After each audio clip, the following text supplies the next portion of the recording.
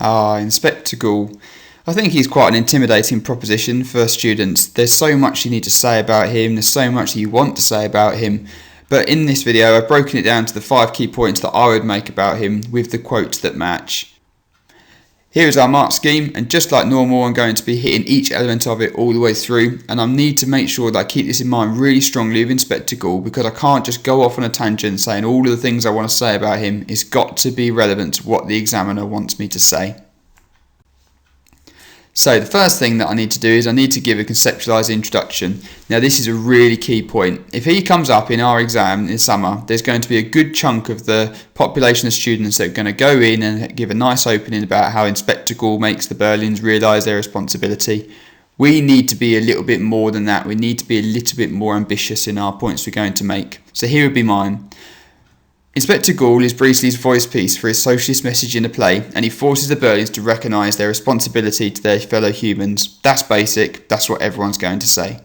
Now I need to go a little bit further. His name is a carefully chosen play on words, for like a ghoul, the inspector is seemingly all-knowing, and therefore he cannot be foiled by the Berlin show of class, power, or sense of superiority. This is really key because he goes in to speak on behalf of Eva and all the people that have been downtrodden and beaten by the people like the Berlins, but he doesn't bow down to their superiority or their power like those have done beforehand. But what am I going to say about him that's a bit different to everybody else?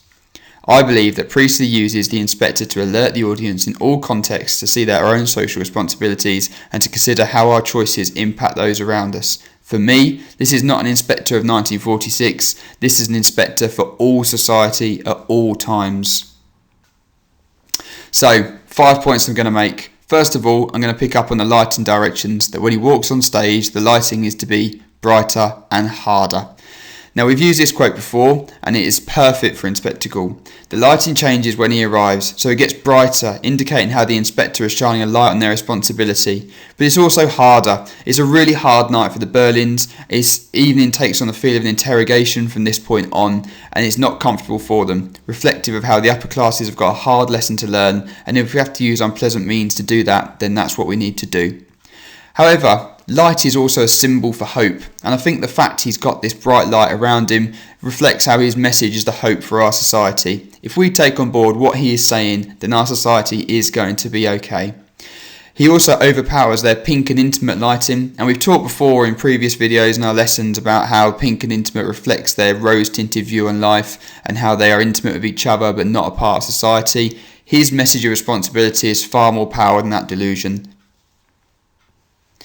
Then my second quote is this one. This is when he is describing how Eva Smith killed herself, how she killed herself with disinfectant and how she burnt her insides out. So the fact that he uses such graphic detail to describe how she dies shows that he is trying to shock and appall the Berlins, showing that he is trying to speak about the lower classes and their plight. However, he also brings in this symbolism of drinking here. We've got the Berlins sitting around drinking champagne and port, celebrating their life. Meanwhile, the people that they have been abusing, the people they have been hurting and they have been upsetting, they're drinking disinfectant to kill themselves. So we see a great gulf between the upper classes and what they drink and the life they lead, and the lower classes, what they drink and the life they lead. But I think there's also some really interesting language and points here. First of all, she burnt her insides out. The fact she burnt reflects her life. It's a long and painful experience, the same way her life has been long and painful, the Berlins. But also, she attacks her insides. Now, I've done a lot of thinking about this, and there's a couple of things that I maybe think it is. First of all, maybe it's a direct attack on that baby, because that baby is what is going to cost her her life. It is that baby that is the final thing that means that she can't go on anymore, because she will not bring that baby up without the support and the help that it needs to give that baby the best chance in life.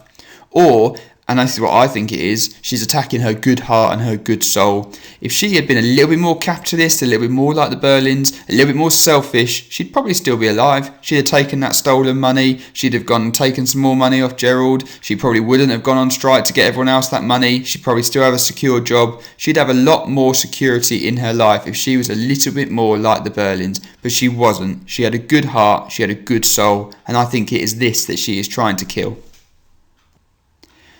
Then I'm moving on to this one, a real key quote, an animal, a thing, not a person. This is where the inspector is talking to Eric about Eric's treatment of her, but it's relevant to all the Berlins really. This reflects how the working classes have been treated by the rich, how the rich and the upper classes have been using them for their own gain and not treating them with the humanity and respect befitting of a human. There's also some great language analysis here. First of all is animal. Animals are bred for human use and then slaughtered when they're no longer useful, just like chickens, cows or goats, or whatever. They're brought up, they're used, they're fed until they're no longer useful for us, and then we kill them off, just like the Burlings did with Eva. But then we've also got that noun thing, and she is just a thing to them. She was just an object for their own use, but they had no emotional attachment to her and didn't see her as a fellow human. Then going on to paragraph 4, and we've got this quote: "We'll have to share our guilt." Now this really encapsulates Priestley's socialist message. Here he is outlining how everyone is responsible, and he includes himself in that because it's our guilt that we'll have to share. Now that is suggesting that he is also just as responsible because he is a part of that society that has allowed Eva Smith to die. There's also a bit of a suggestion here that they do feel guilt now, they do now feel bad, and this reflects how the audience would have been feeling in 1946. They would have felt remorse, they would have felt guilt after World War II, the fact it happened, the fact it was allowed to happen, and that's the same remorse they would have felt after World War I too. This is where I think Inspector Goole is speaking to the audience though. He feels guilty even though he wasn't directly involved, which is just like our audience. They feel guilt, they should feel guilty about the things that are happening in their life even though they haven't directly contributed to them. They are still part of that society that allows it to happen though. Then my last paragraph has got to be on this one: fire, blood and anguish. One of the very last things the inspector says before he gets his hat and leaves. Now this is a metaphor for war, and he's making the point that if the Berlins and people around us do not start looking after each other, it's going to end in great pain, which of course is dramatic irony because the audience already knows this happens twice in World War I and World War II. This is Priestley's message to his audience that humanity has not learnt its lesson in the past, so it's absolutely vital they now do in 1946 to avoid another repeat of the fire, blood and anguish that's just gone.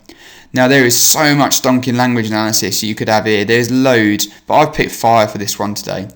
So I would talk about how, like their treatment of Eva, fire is fun, it seems exciting, it seems beneficial, but it is really dangerous and it should be respected. Eva was dangerous to the Berling's reputation and was dangerous to their outlook on life, and they should have respected her as a person a lot more.